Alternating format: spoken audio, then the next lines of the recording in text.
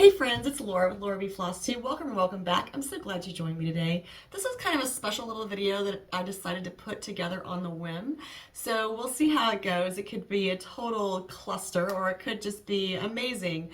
Hopefully it does answer a couple questions for a few of you that have contacted me about just how I prepare to get quilting, how I prepare to go long arm quilting, and how I get my batting and my quilt projects and everything together. So I thought I would just kind of walk through cutting my batting. All of my quilts are on the floor back here, and they are waiting to have batting matched to them. And basically, I get rolls of batting, so I will be checking the dimensions of my quilts and rolling my batting out and cutting them to size so I can put them together with the respective quilt tops. The first thing I'm going to do is grab my quilting binder and look up my quilt dimensions, and then we'll get the roll of batting and we'll get unrolling.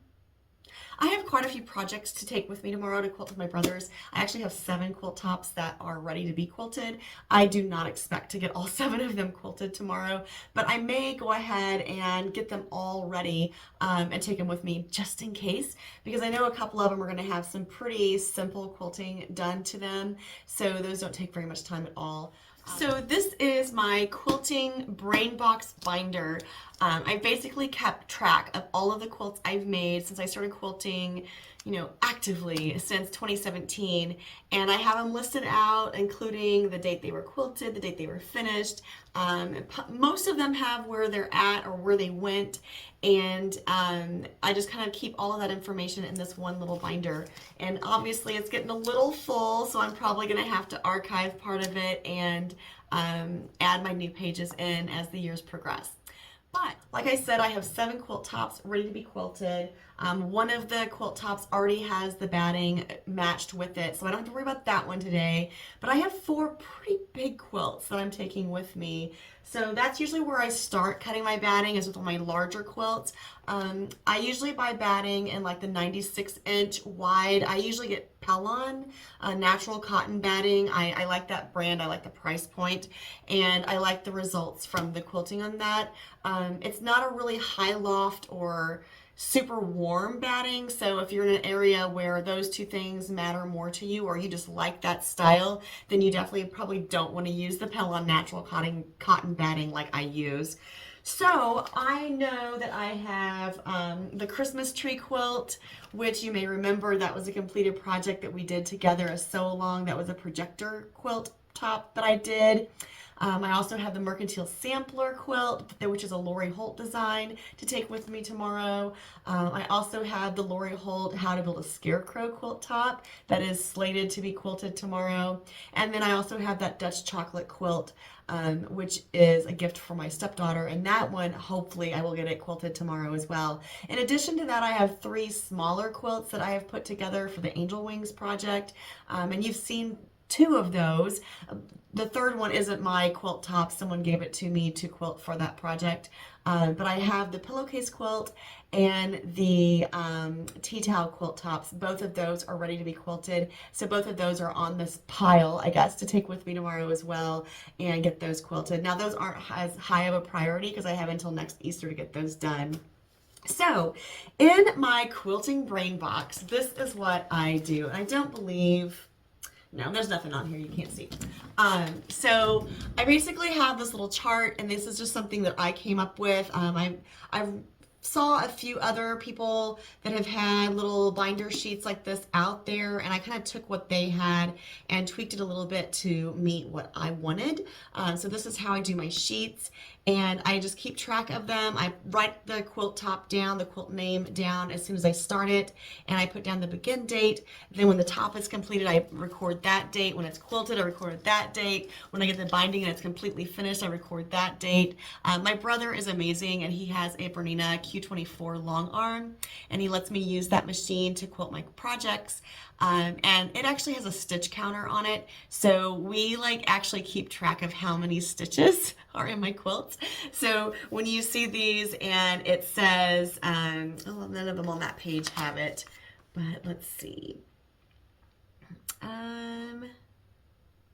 Yeah, Over here, I have some of these completed quilts over here, and you can see that I have my stitch count, and that's how many stitches of quilting are in that quilt top. So that's kind of a fun little number. I don't know. I just like numbers, so it's fun for me at least.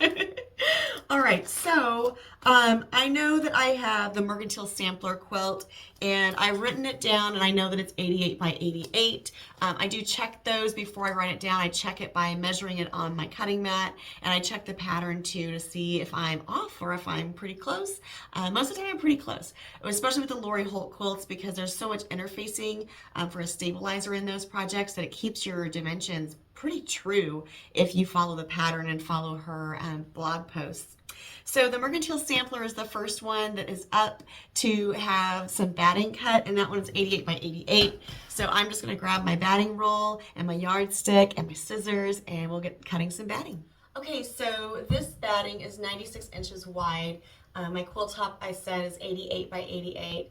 So I know that I need to cut this right around 92 inches long, because I like to have a few extra inches, and I'll honestly probably go to 98. I like to have a few extra inches on either side just in case the batting isn't quite 96, or if I happen to get a little crease or something somewhere, which this low loft batting, if you do happen to get a little crease like that, you don't see it when it's quilted, so it's really fine. So I just grab my yardstick and I just measure it out. So I know that here's 36, 72, and I'll crawl on over here. And this is when you get to do a little math, and it's like, okay, 72 and basically 90 is 14. But again, I'm gonna probably go a little longer than that and leave my yardstick where it's at. Be careful when you're moving your batting not to move your yardstick. And then I just put my finger here and run it on down. 72 and 18 is 90. So I'm gonna go ahead and go to 94. And again, that's gonna be, an extra, if everything is true, like perfectly perfect in a perfect world, that would mean I had 6 extra inches. So I'd have basically 3 inches of batting, either on the top or the bottom, or on either side of my quilt top when I'm quilting it. But that's okay. And this also allows me to cut with my scissors across the batting, and if it's not perfectly straight, then it's perfectly fine.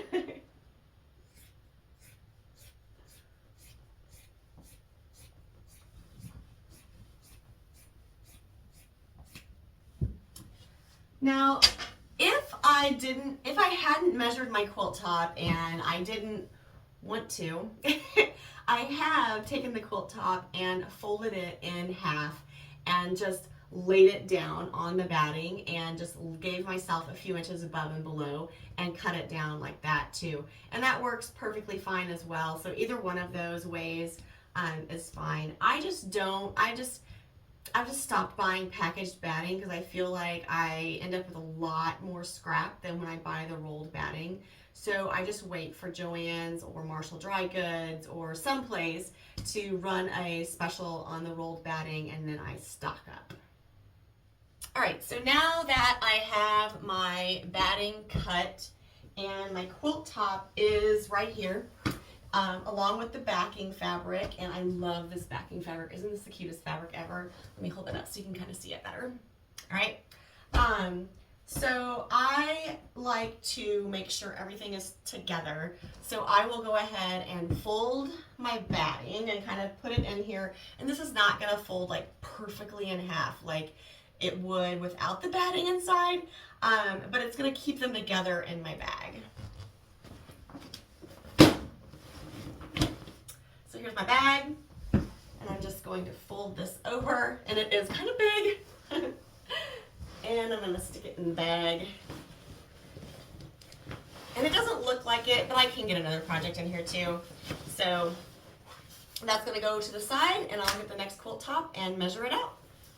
Okay, so batting can go either way. My next quilt that I have to take with me tomorrow is the Ornament Tree Quilt, and it is 70 by 90. Now remember, my batting on this roll is 96 inches wide, so I don't need to cut it 90 long. I only need to cut it like 76 long, because batting is not like directional. I don't have to worry about a grain on batting. You can put it on there either way. So I'm just going to take this roll again and roll it on out and measure it down to 76 and then go ahead and cut it.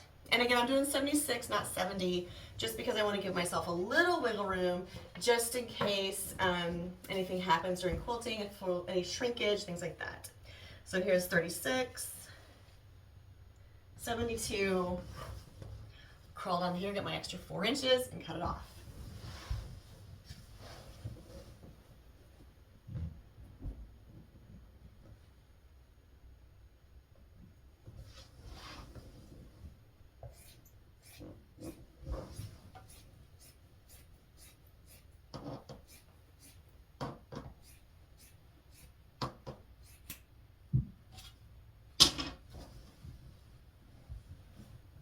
And same thing again, I'll just fold this up,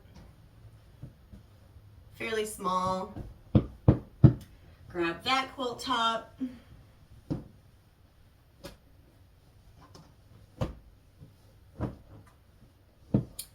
and fold that all together. And this is just, again, my way of just organizing my projects, so when I go quilting, I don't have to remember this batting goes with this goes with that. Everything is together in a nice little folded, somewhat folded pile. And believe it or not, it's kind of crazy when you quilt these down. You know, it takes up way more room in the bag right now than it will once I'm done quilting. It's like everything shrinks and compacts down and you get a lot more space. It's very weird. This is our Dutch chocolate quilt top, and I don't have backing for it. I'm actually getting it from my brother. He has backing in stock, so I'm just gonna buy some from him. And anyway, since I mentioned sometimes I just lay the quilt top out on the batting if I haven't measured it, I thought I would do that with this one so you can see what I mean. I do know that this quilt top is 88 square. Again, my batting is 96 inches wide, so I know it's plenty wide. I just need to make sure that it's plenty long. So I'm just gonna lay this on my batting, and I'm about 3 inches from that end. And I'll do the same thing for this end.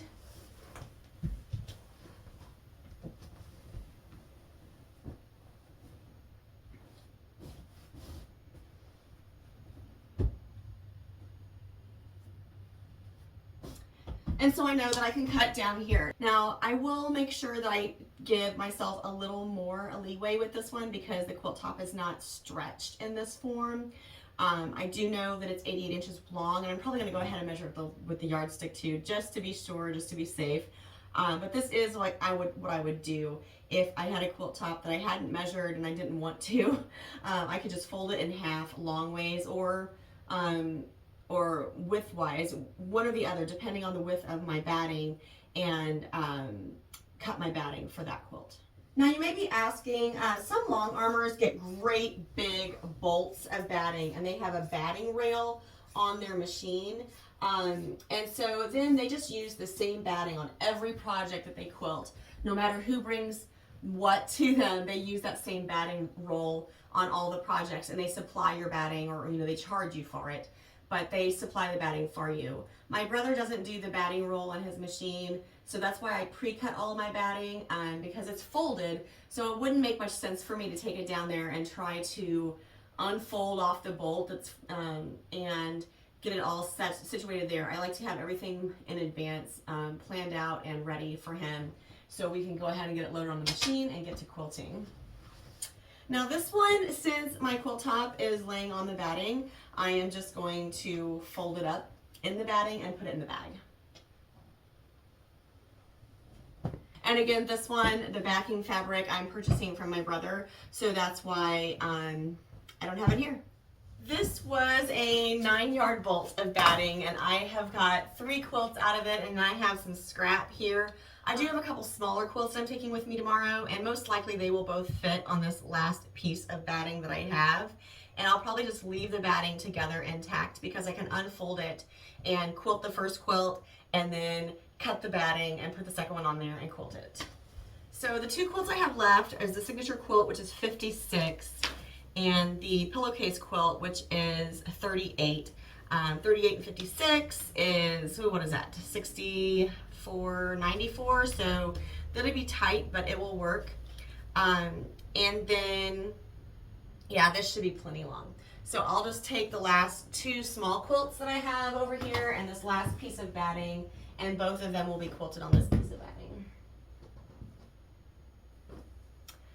Now you might be thinking, wait, that's not gonna work. You don't have enough batting because remember you're 3 inches, etc., etc. But when I'm floating one after the other, I will be able to position them to where I can make it work.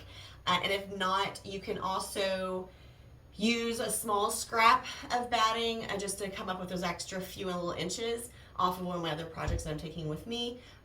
We definitely do what we call Franken batting at times, where you can take pieces of batting, you overlap them just a little bit on the machine, you cannot tell it when it's quilted, and then you can finish out the rest of your quilt top and not have to cut another big piece of batting.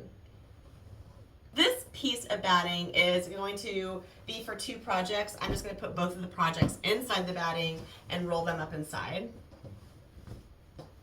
And then I'll stick this in the bag just the way it is, and we will be ready to quilt tomorrow. I do have one more quilt top that I have to cut batting for, but I'm out of batting on that roll. I'll have to go grab another one and I'll get that cut and bagged up, and then we'll do a wrap up.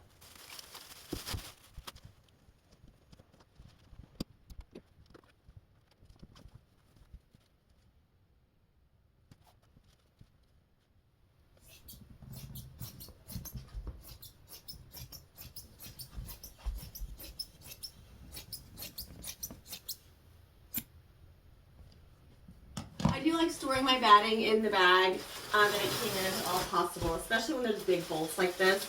It just keeps it from getting any snags, keeps it nice and clean, nice and neat.